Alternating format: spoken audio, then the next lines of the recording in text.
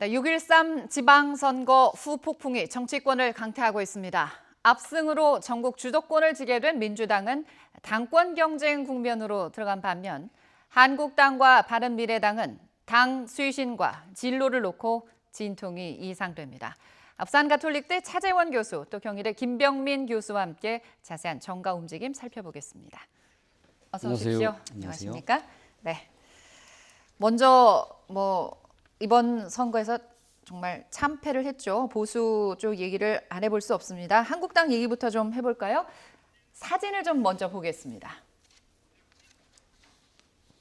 네, 무릎 꿇은 한국당 의원들 모습입니다. 저희가 잘못했습니다. 이런 플랜카드와 함께 이제 무릎을 꿇고 있는데, 자, 두 분은 먼저 이 모습 보면서 어떤 생각이 드셨을까요? 김 교수님부터 한번. 네, 그러니까 처음 보는 장면이 아닌 것 같습니다. 2016년도 4.13 총선 과정에서 그야말로 그 진박 어벤져스라고 불리는 공천파동이 있을 때 무릎 꿇고 읍소했던 상황이 기억이 나고요. 네. 박 전 대통령 탄핵했을 당시에도 마찬가지로 한국당 의원들이 나서서 국민들께 죄송하다는 모습들을 보여왔죠. 네. 그 뒤로 얼마든지 쇄신할 수 있는 기회가 있었습니다만 특히 이번 지방선거를 앞두고도 충분한 기회들을 다잡지 못했던 상황이었던 것 같고요. 네. 지금 선거가 끝나고 참패한 뒤에 저렇게 무릎 꿇고 읍소하고 또 옷 같은 경우는 흰색 와이셔츠로 옷을 다 맞춰가고 국민들께 읍소하고 있는 상황이지만 네. 과연 무엇에 대해서 잘못했는지 그리고 그 반성에 대한 책임은 어떻게 질 것인지 앞으로의 한국당의 미래는 어떤 방식으로 재건할 것인지가 없는 상황이기 때문에 이와 같은 무릎 꿇는 사지를 다시 한번 또 보게 되는 것은 아닌지 여기에 대한 진정성에 대한 의심이 드는 대목이 좀 있습니다.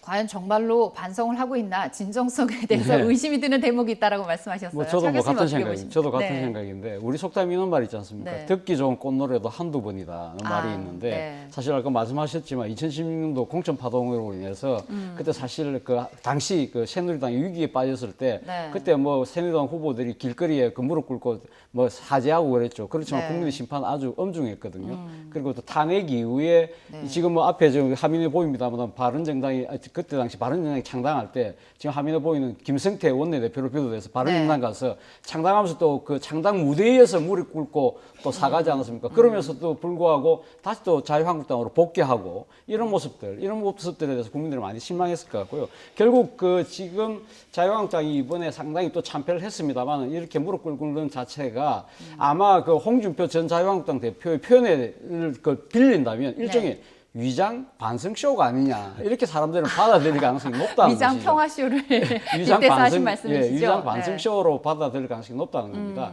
사실 그동안에 익숙해 봐왔던 모습이고 그렇게 해서 네.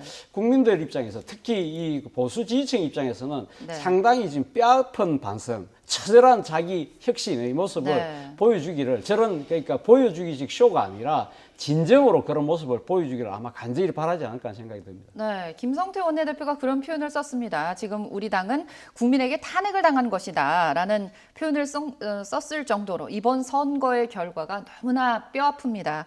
그런데 두 분께서 동시에 말씀해 주신 것처럼 이미 여러 번 보여준 모습인데 그럼에도 불구하고 같은 모습을 또 보여준다는 건 뭔가 뼈저린 반성이 부족하지 않았나라는 반응들을 지금 보여주셨습니다.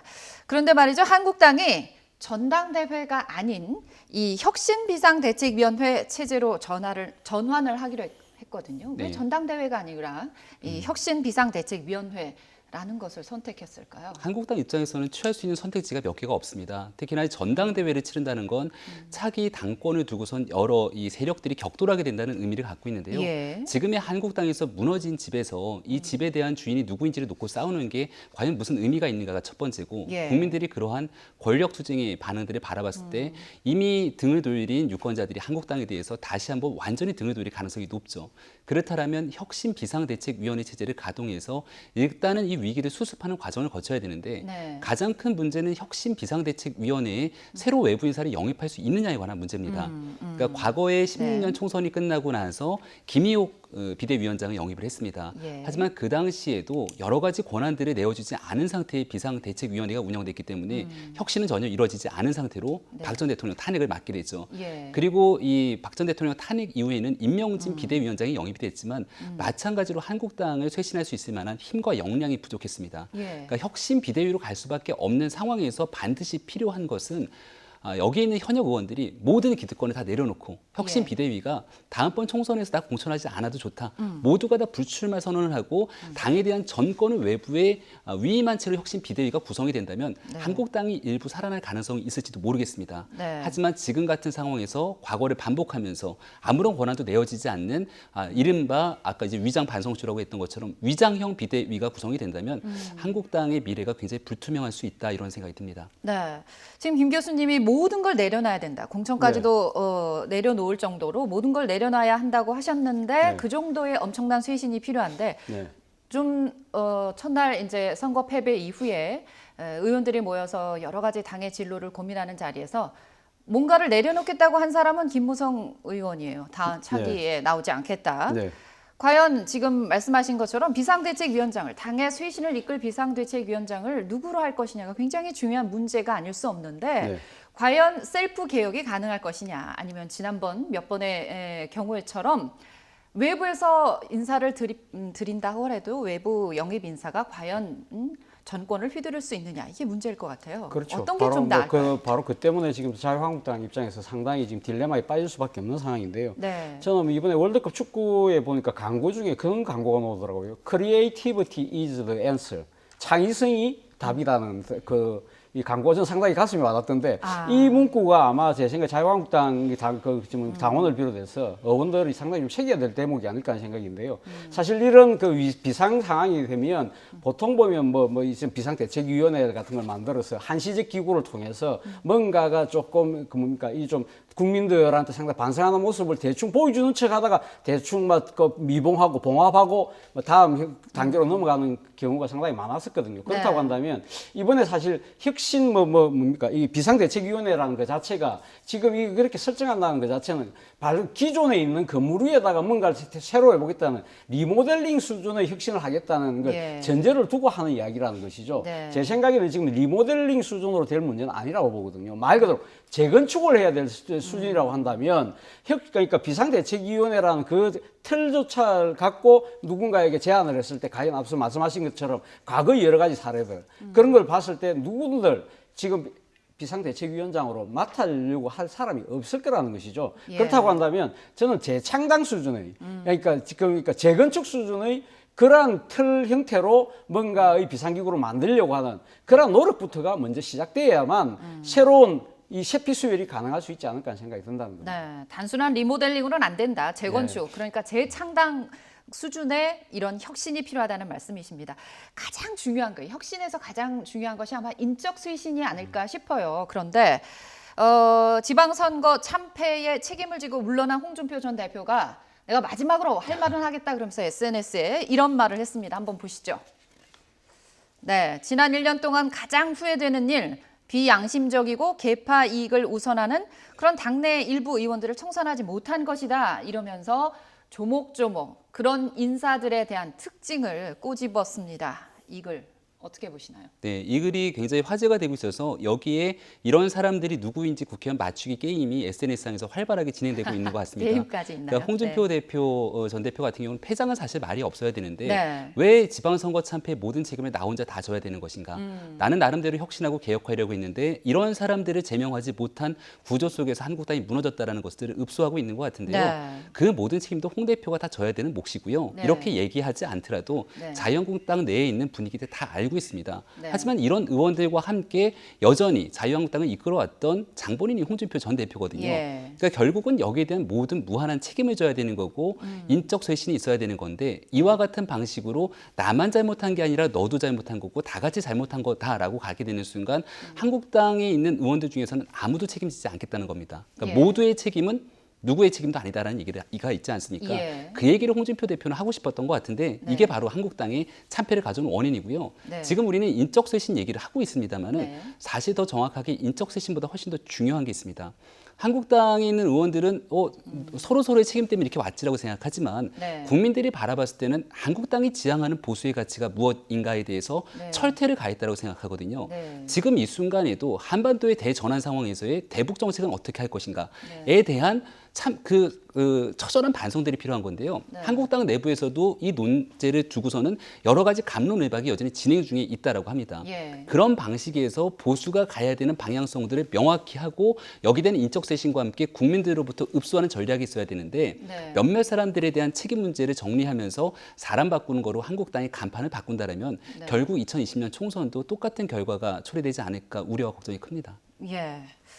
그렇군요. 홍 대표의 이런 발언을 두고 당내에서 당연히 반발을 할 수밖에 없어요. 가만히 있지 않는 그런 발언들이 계속 나오고 있거든요. 그럼 또 제가 속담을 또 하나 인용해야 될 것 같습니다. 도둑이 제발 저린다. 말이 있지 않습니까? 아, 그렇군요. 저는 사실은 네. 뭐 지금 홍준표 자유한국당 전 대표가 사실 뭐 여러 가지 좀 국민들의 그 눈높이나 생각과 좀 유리되는 말들을 많이 했습니다만 네. 이번 말은 정말 좀 진짜 바른 소리를 하신 것이 아닐까라는 생각이 듭니다. 뭐 네. 제 나름대로는 과거가 그러니까 당을 책임졌던 전직 대표로서 마지막 소임을 그래도 한 것이 아닐까라는 생각이 듭니다. 그런데 사실 아까 말씀하신 것처럼 그러니까 지금 누가 다 이 모든 사람이 다 책임을 져야 된다고 한다면 네. 누가 책임을 질 것인가라는 문제가 생길 수밖에 없죠. 네. 그러나 그런 문제조차로 인식을 못하고 있는 것이 지금 자유한국당의 현실이라고 한다면 차라리 이걸 다 드러낼 필요가 있다는 생각이 듭니다. 그래야만 앞서도 제가 말했듯이 네. 새로운 물이 들어올 수가 있다는 것이죠. 저는 그런 생각을 해봅니다. 지금 이 재창당 수준의 그런 제가 그런 재건축을 이야기를 했지만 네. 사실은 그것을 하기 위해서는 그냥 모양새만 그려야 될 것이 아니라 앞서 네. 우리 김 교수님 잘 설명하셨지만 저는 무엇보다 중요한 것이 보수의 가치가 뭔지를 한번 다시 재정립할 필요가 있다. 앞서 네. 남북 관계가 이렇게 급변하고 있는 상황에서 국민의 생각과는 완전히 동떨어진 네. 수구적인 생각, 색깔론적인 공격론으로 일관했던 부분들. 그리고서 사회적 경제적 불평등이 상당히 심화되고 있는 상황에서 네. 과연 과거식의 그 경제 개발 패러다임을 집착한 부분은 없지 않았느냐는 부분을 네. 그리고 사회적 불공정과 상당히 여러 가지 차별들 문제들이 상당히 심각하게 벌어지고 있는 데 대해서 네. 과연 과연 얼마만큼 자유한국당은 이 문제에 대해서 깊이 고민했느냐 네. 이런 부분들에 대해서 다시 이 자신의 보수 정체성이 뭔지를 다시 한번 할 필요가 있는 것이고요. 그리고 또 하나는 기득권의 철저한 배제입니다. 네. 그래서 뭐 지금 내가 지금 국회의원이고 내가 당협위원장이고 네. 뭐 그러니까 이거에 대해서 연연해서는 절대 안 된다는 것이죠. 이런 것을 모든 걸 다 내려놓을 필요가 있는 것이고요. 그리고 네. 또 하나는 제가 생각하고 싶은 것은 자유한국당 중심으로 모든 것이 야권이 재편돼야 된다는 그런 생각조차도 버려야 될 필요가 있지 않을까 하는 생각입니다. 제 네. 생각에는 차라리 보수는 보수대로 혁신하고 네. 저는 차라리 이 자유한국당 입장에서는 중도의 공간도 허용할 정도의 정치적 아량과 포용도 필요하다. 네. 예를 들면 그걸 위해서는 지금 현재 소선거구제로 되어 있는 선거구제를 먼저 보수가 먼저 이야기를 하면서 우리 사회의 다양성, 다당제를 위해서 우리가 먼저 거기에 대해서 이 중대 선거구제로 뭐 바꿀 수 있다든지 예. 아니면 비례대표를 많이 확충할 수 있다든지 네. 그런 창의적 발상을 먼저 성공적으로 선제적으로 할 필요가 있지 않을까 생각도 해봤습니다. 기득권을 내려놓는다는 게 이게 보통 쉬운 일은 아니에요. 굉장한 결단이고 자기를 비워야 된다는 거기 때문에 그래서 이런 논란 속에 이제 초선 의원들이 먼저 얘기를 했습니다. 당 중진 의원들 전면에 나서지 마라. 이런 식으로 네. 초선 의원들이 먼저 목소리를 냈어요. 원래 정풍 운동이라는 게 초선 의원들을 중심으로 이뤄야 정상적인 겁니다. 예. 그러니까 2016년도 총선이 있고 나서 박 전 대통령 탈인을 초래시킨 여러 가지 이유들이 있는데요. 그 대표적인 케이스가 초선들이 초선의 역할을 못했다는 겁니다. 당장 해야 되는 말을 해야 될 시기에는 강한 권력을 가진 권력자 앞에서 입을 다물고 있고 그 권력자가 권력을 잃어버리고 집에 가는 순간 등에서 칼을 꽂는 모습을 보이는 게 지금 한국당 초선 의원들의 행태입니다. 예. 여기에 대해서 얘기했던 초선 의원들 중에 한 정종섭 의원 같은 경우는 네. 누가 뭐래도 친박 중에 친박계 핵심 의원이었고 박근혜 예. 정부 시절에 장관을 지냈죠. 네. 한때 박근혜 전 대통령을 향해서 예수에 비유해서 굉장히 논란이 된 인물이기도 합니다. 예. 이런 인물이 자기에 대한 인적 쇄신에 대한 책임감을 통감하지 않은 상태로 중진을 향해서 쓴소리를 내뱉는 게 과연 얼마나 공감대를 형성할 것인가 네. 이런 걸 고민할 필요가 있는 거고요. 예. 물론 중진들을 비롯한 잘못한 사람들 다 같이 물러나고 책임을 져야죠. 그 책임을 지고 물러난 상태에서 새물이 들어올 수 있도록 자리 공간들을 마련해 주는 것 그게 지금 한국당 의원들이 해야 될 일인데요. 과연 얼마나 자기가 갖고 있는 기득권들을 내려놓을 의지가 있는 건지 여기에 대해서 아직은 국민들이 쉽게 신뢰가 가지는 않는 것 같습니다. 네. 하나만 더 좀 얘기를 들어보고 싶어요. 홍준표 전 대표 지금 이제 뭐 사퇴를 하고 내가 마지막으로 한마디만 한다 이런 네. 당시는 이제 진정 어린 얘기라고는 하지만 그런 얘기를 하면서 또다시 당내 분란을 일으키긴 했습니다. 홍준표 대표의 향후 행보에 대해서 또 관심이 많아요. 일부에서는 반드시 곧 돌아올 것이다라는 얘기도 나오고 있거든요. 전당대회 통해서. 예, 자유한국당이 지난 이번 지방선거에서 패배가 확인되는 날 아마 그 다음 날 아침에 보도된 신문에 보니까 이런 네. 이야기가 나오더라고요. 그러니까 홍준표 전 대표에게 물어봤다고 그래요. 네. 은퇴하실 거냐 물어보니까 네. 내가 아직 은퇴할 나이는 아니지 이런 네. 이야기를 하셨다고 그래요. 예. 물론 그렇습니다. 뭐 이번에 이 지방의 수장으로 당선되신 분들 중에 뭐 70대도 몇 분들 계시니까. 예. 그러니까 근데 문제는 홍준표 전 대표의 물리적 자기가 나이가 문제가 아니라 생각이 문제라는 거죠. 생각이 너무 올드했다는 겁니다. 그렇다고 한다면 아마 제 생각에는 그런 생각 자체를 바꾸지 않는 이상은 아마 제 생각에 다시 돌아오시기가 조금 힘들지 않을까. 설사 돌아오신다고 하더라도 과거 이해창 전 한나라당 총재의 길을 갔을 가능성이 높다. 이해창 전 한나라당 총재가 복귀는 했습니다만 네. 의미 있는 정치적인 행보를 보여주지 못하고 본인은 뭐 국회의원 한 번 더해서 등원은 했습니다만 예. 그걸로 끝나는 그러한 수순을 밟을 가능성이 상당히 높다. 그렇다고 한다면 본인이 이렇게 이 여건이 완전히 바뀌지 않는 이상 자신이 그렇게 굳이 무리한 욕심을 낼 네. 경우에는 상당히 오히려 더 큰 비난을 자초할 수도 있다는 생각을 아마 지금 좀 하고 계시지 않을까 하는 생각도 듭니다. 네, 이번에 좀 바른미래당 얘기도 좀 해보죠. 여기 역시 이제 김동철 비대위원장 체제로 전환이 됐어요. 된 가운데 이제 상당히 비교적 젊은 40대 젊은 의원들을 비대위원으로 오신환 의원을 비롯해서 네. 선임을 했습니다. 어떻게 보시나요? 그러니까 면면을 보면 굉장히 참신하죠. 뭐 네. 최이배 의원은 굉장히 정책적 역량이 있는 인물이고요. 네. 그리고 여기에 보이는 오른쪽에 이지연 바른정책연구소 부소장은 30대 때 서울시의원을 재선을 지내고 네. 이번에 청년정치학교를 이끌면서 보수 진영에서 굉장히 좋은 역할을 했다고 평가를 받고 있습니다. 네. 다만 지금 바른미래당의 문제는 이 비상대책위원들이 새로운 개혁 보수를 재건하기 위한 역할들을 온전히 맡은 것이 아니라 네. 전당대회를 치른다는 겁니다. 예. 그 전당대회를 치르기 위한 과도기적 상태로서의 비상대책위원회를 구성하는 것이 무슨 의미가 있겠느냐라고 하는 자주 섞인 목소리가 나오거든요. 예. 바른미래당의 이번 지방선거 성적표는 정말 참담합니다. 그렇죠. 말 그대로 전국의 226개의 기초자치단체장 선거에서 단 한 명의 단체장을 탄생시키지 못한 정당. 그랬습니다. 이건 아마 역사적으로 올해 기록이 될 건데요. 그 결정적인 이유는 바른미래당의 정체성은 무엇인가에 대한 혼돈이죠. 유승민 전 대표 그리고 안철수 전 대표가 통합하는 과정을 거치면서 네. 전혀 바른미래당의 지향점 가치를 보여주지 못했고요. 그 모습을 해결하지 못한다라면 어떤 인적 쇄신으로도 사실 미래당이 해야 되는 임무를 아마 완수하기 어려울 겁니다. 앞서 우리가 이 한국당도 리모델링이 아니라 재건축이 필요하다라고 교수님이 말씀해 주셨는데요. 예. 저는 한 단계 더 나가서 재건축이 아니라 주변에 있는 보수 진영 전체를 허무는 재개발이 필요한 상황인 것 같습니다. 예. 그 재개발에는 아마 바른미래당, 한국당 다 같이 포함이 될 것 같은데 여기에 대한 정체성을 먼저 확립하는 것, 그게 이제 사람에 대한 혁신보다 우선돼야 될 겁니다. 보수 재개편이 일어날 수밖에 없다는 어떤 여러 가지 근거를 대주신 것 같아요. 바른미래당 솔직히 태생적인 한계가 처음부터 얘기가 됐었습니다. 뭐 국민의당, 바른정당이 합치면서 뭐 호남 대 비호남의 간극도 있었고요. 여러 가지 당의 정체성 말씀해 주신 것처럼 에 대해서 이렇게 한 목소리를 내지 못하는 그런 네. 선거에서 또 공천 과정에서도 그렇고 그래서 일부에서는 다시 갈라질 수도 있다라는 얘기까지 나오거든요. 저는 뭐 그 가능성이 좀 더 높아 보이는 것 같습니다. 사실은 예. 앞서도 뭐 말씀하셨지만 지금 이번 지방선거 과정을 통해서 드러난 이 바른미래당의 모습은 인물로는 안철수와 유승민의 딱 대립 구도가 나타났고요. 지역적으로 호남 대 비호남, 네. 그리고 이념적으로는 보수와 중도. 네. 이 간극을 이 젊은 4명의 이 비상대책위원들이 감당하기에는 상당히 너무 큰 이 숙제라는 겁니다. 예. 이것이 그리고 또 지금 시간이 그렇게 촉박하지 않아요. 시간이 그렇게 많지 않아요. 네. 그렇기 때문에 이러한 부분들을 과연 슬기롭게 해결할 수 있을까 하는 데 대해서는 저는 좀 퀘스천 마크를 갖고 있는 것이고요. 네. 뭐 결국은 이 당의 지금 그 최대 주주라고 할 수 있는 유승민, 안철수 두 사람의 행보가 결국은 이 지금 바른미래당의 앞날을 좌우하지 않을까 하는 생각인데 네. 지금 제가 봤을 때는 유승민 지금 그 전 공동대표 같은 경우는 아직도 본인 입장에서는 상당히 보수의 혁신에 대해서 많이 천착하고 계신 것 같아요. 예. 그렇기 때문에 지금 바른미래당의 그러니까 호남 쪽에서 이야기하고 있는 중도나 좀 진보적인 목소리를 수용할 가능성은 저는 별로 없다고 봅니다. 그 예. 반면에 지금 안철수 전 후보 같은 경우도 뭐 물론 지금 상당히 보수 쪽으로 치우쳐져 있지만 본인 입장에서는 상당히 지금 유승민 전 공동대표가 주도하는 그런 식의 혁신에 대해서는 동의하지 않을 가능성이 예. 상당히 높거든요. 그리고 또 당장 안철수 전 후보가 지금 정치 일선에 나서서 뭔가 목소리를 높이기는 상당히 이게 좀 한계가 있다는 겁니다. 그렇다고 한다면 바른미래당에 있는 이 안철수계로 대변되는 사람들이 상당히 소외될 가능성이 높고 그 과정에서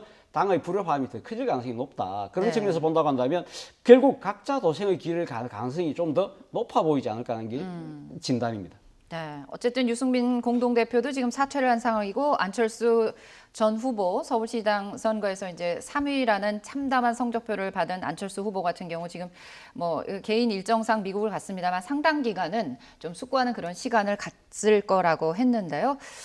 서로 입장이 많이 다르고 생각이 다르기 때문에 각자의 길을 가실 거다 이런 얘기를 좀 해주셨습니다. 이번에 민주당 얘기를 좀 해보죠. 어쨌든 민주당은 이번에 굉장히 기분 좋은 성적표를 받았어요. 그래서 전국에 이제 주도권을 쥐게 됐습니다. 뭐 단순히 지방선거에서뿐만이 아니라 재보궐선거에서도 어쨌든 절대 다수는 아니지만 그래도 상당히 표를 의석수를 가져왔기 때문에 하반기 전국 주도권을 쥐게 됐는데. 일단은 뭐 추미애 대표가 당분간은 좀 대표 임기가 원래는 8월 27일까지인데 네. 좀 더 연장이 될 수 있다고는 해요. 그러면서도 벌써 당권 누가 다음 대표를 할 것이냐 얘기가 나오거든요. 누가 좀 거론되고 있나요? 그렇죠. 지금 이제 추미애 대표 임기가 마무리되면 원래는 8월 전당대회가 있어야 되는데요. 네. 전당대회가 준비가 조금 늦춰지는 것이 아니냐라는 얘기가 나와서 9월 추석 때를 전후로 하는 전당대회 얘기가 나오고 네. 있고요. 네. 현재 민주당 당권에 도전하겠다라고 의사를 밝힌 사람들 자천타천으로 한 20명 가까이가 되는 것 같습니다. 20명이라든지. 네, 그 중에서 조금 의미가 있거나 굉장히 주목해 볼 인물들 중심으로 몇몇 분들만 소개를 드리면 네. 칠선의 이해찬 의원, 누가 네. 뭐래도 원조 친노의 핵심이었는데 네. 이해찬 의원이 친노의 좌장으로 나오는 것이 아니냐라는 얘기가 나오는데 네. 실질적으로 지금 문재인 정부가 국정 운영의 탄탄대로를 가고 있는 상황에서 굉장히 좀 부담스러운 대목이 있는 것도 사실입니다. 예. 그리고 여기에 보면 저는 김진표 의원을 좀 주목해 볼 필요가 있다는 생각이 드는데요. 네. 여기 이제 관리형이라는 표현을 썼습니다. 네. 그러니까 문재인 정부가 집권 2년 차에 들어서 굉장히 높은 국정 지도를 받고 있으면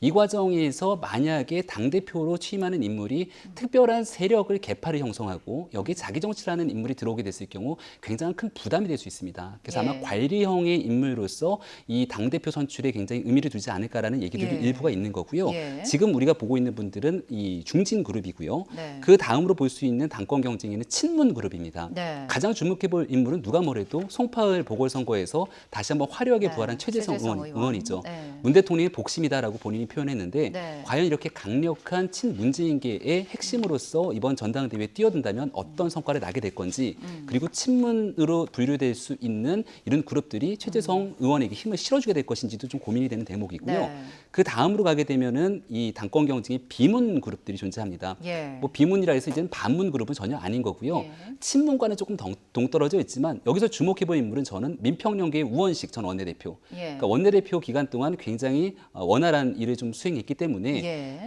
현 정부와 그렇게 모나지 않는 상황 속에서 좀 일을 이끌지 않을까라는 생각이 들고요. 특히나 여기 영남 기반에서 이번 지선이 끝나고 나서 개각 얘기가 나오는데 네. 대표적으로 김부겸 행안부 장관이 전당대회에 출마하기 위해서 이 장관직을 사퇴하는 것이 아니냐는 얘기도 나오거든요. 아, 그래요. 예, 그렇기 때문에 이 전당대회라는 건 당내 민심도 중요하지만 전국적인 여론도 중요한 터라 이 김부겸 장관까지도 굉장히 눈여겨볼 만한 후보군들이 많이 있는 것 같습니다. 네. 어쨌든 이번에 선출되는 당 대표 어떻게 보면 이제 2기 당 지도부인데요. 그렇죠. 1기 당 지도부는 어떻게 보면 정권 교체하고 집권 초반 어떤 전국 안정을 네. 하는데 힘을 보태는데 네. 거기에 초점을 맞췄다면 이번 2기는 다음 총선 공천권을 갖게 되니까 또 다른 의미가 있을 것 같아요. 그렇죠. 바로 그 때문에 지금 뭐 당내 중진들이 상당히 그러니까 많은 분들이 지금 하마평에 오르고 있는데요. 네.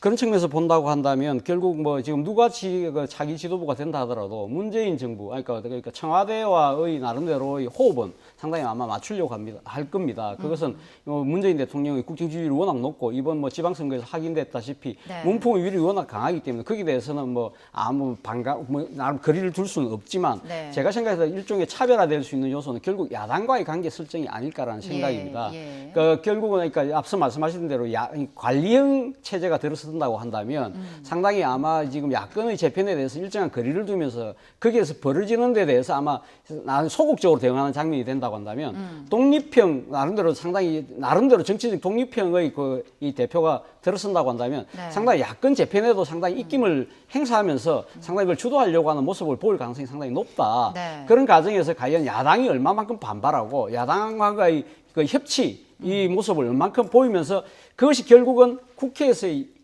생산적인 입법부로 연결되느냐의 부분이 네. 아마 이 지금 관리형이냐 독립형이냐의 그 차기 지도부의 승패가 아마 좌우될 것 같은데요. 네. 결국은 누가 된다 하더라도 제 생각에는 지금 아까 공천권 말씀하셨지만 아마 차기 지도부가 독점적으로 행사하기는 좀 힘들지 않을까 하는 생각이 네. 듭니다. 앞서도 예. 말씀드렸던 대로 지금 대통령의 그러니까 지지율이 워낙 높기 때문에 네. 소위 말해서 그 지금 독립형이 되든 그 관리형이 된다 하더라도 이 지금 당 대표가 상당히 차기 공천권을 좌지우지하는 과거의 사례하고는 조금은 다른 양상을 빚어지지 않을까 하는 생각이 듭니다. 어쨌든 뭐 차기 당 대표랑 짝을 이룰 원내 대표가 이미 친문 인사잖아요. 홍영표 의원이 선출이 된 상황이라서 친문 체제로 더 강곤하게 이렇게 하면서 청와대 호흡을 맞추는 거에 중점을 둘지, 아니면 아까 말씀하신 것처럼 야권과의 그 협상력 굉장히 중요하거든요. 여러 가지 그동안은 국회의정 활동에서 발목을 많이 잡았기 때문에 그런 협상력 강화에 초점을 둘지 좀 지켜볼 일입니다. 그나저나 선거는 끝났습니다만 아까 말씀해 주신 것처럼 두 교수님께서 말씀해 주신 것처럼 여러 가지 이제 후폭풍은 계속 갈 거예요. 여당에서는 뭐 당권 경쟁이고 야권에서는 진짜 보수를 중심으로 한 여러 가지 정계 개편들이 나올 텐데, 과연 보수 야권발 정계 개편 분명히 시작은 될 텐데 언제 할까? 또 누구를 중심으로 할까? 여러 가지 많은 분들이 궁금해 하십니다. 좀 단답형으로 좀 답변을 좀 들어볼까 해요. 저희가 야권발 정계 개편 있을 수밖에 없겠죠. 네, 맞습니다. 단답형으로 부르셨으니까. 네. 언제 좀 일어날까요? 벌써 시작이 됐다고 봐야 될까요? 시작은 됐지만 본격적인 시작이 열리는 것은 2020년 총선 4월이 총선이기 때문에 네. 내년 여름 정도가 됐을 때를 중심으로 본격적인 개편이 시작될 거라고 봅니다. 아직은 지금부터 내년 여름까지는 지난한 시간이 좀 필요할 것 같습니다. 내년 여름부터 시작될 것으로 보시면 거의 한 1년 정도는 계속 뭐 당내 움직임부터 해서 여러 가지 당내외적으로도 움직일 거라고 보시는 거예요. 과연 이 보수 야권발 정계 개편 누구를 중심으로 할 것이냐에 따라서 네. 방향이 확실히 달라질 것 같은데 누가 좀 지금- 중심부에 쓸 수 있을까? 구심점이 될까요? 구심점이 될 만한 분들은 지난번 대선에서 나왔던 분들 중에서 사실 지금 뭐 홍준표, 유승민, 안철수 이런 분들은 이번 지방선거 국면을 통해서 상당히 주도권을 다 놓쳐버린 셈이거든요. 예. 그렇다고 한다면 지금 뭐 이 야권에서 최소한 한 3선급 이상들 의원들로 아마 이렇게 꼽아볼 수 있을 것 같은데 그분들도 주도권 잡기가 쉽지는 않을 것 같아요. 이 네. 지금 패배에 대해서는 책임론이 부상되고 있기 때문에 그렇기 때문에 제 생각에는 지금은 그러니까 국회 밖에 있는 분들 중에서 누군가가 되지 않을 가능성이 상당히 예. 높다. 그러나 그것이 누굴지는 저도 잘 모르겠습니다. 그런데 예. 지금 뭐 하마평에 올라오고 있는 분들 갖고는 저는 좀 그분들 제가 구체적으로 금명은 하지 않겠습니다만 그분들로서도 좀 어떤 부족하다. 분들이 하마평에 정말 오르시는지. 진짜 완전히 새로운 인물을 발굴할 필요가 그만큼 높다는 것이죠. 그리고 앞서 그 정계 개편은 언제쯤 일어날 것이냐 부분은 저는 뭐 김 교수하고 생각이 또 같습니다. 결국 상당히 좀 이 야권이 좀 지리멸렬하면서 야권 그 재편 논의가 이어지다가 결국은 총선이 임박해서 뭔가가 급류가 이렇게 휘몰아치는 그런 형태가 되지 않을까. 그 과정 동안에는 상당히 야권 재편을 둘러싸고 백화제방, 백화쟁명의 시대로 접어들 것 같습니다. 오늘 고사성어를 상당히 많이 네, 여러 가지 속담부터 얘기를 많이 해주셨어요. 결국은 보수 야권발 정계 개편. 아까 두 분 교수님이 다 지적을 해주셨지만 보수의 가치를 누가 어떻게 세우느냐, 국민의 마음을 얻을 수 있는 보수의 가치를 세우느냐에 따라서 정계 개편이 이루어지지 않을까 하는 생각이 듭니다. 네, 오늘 부산 가톨릭대 차재원 교수 그리고 경희대 김병민 교수와 함께 정가 움직임 살펴봤습니다. 고맙습니다. 감사합니다.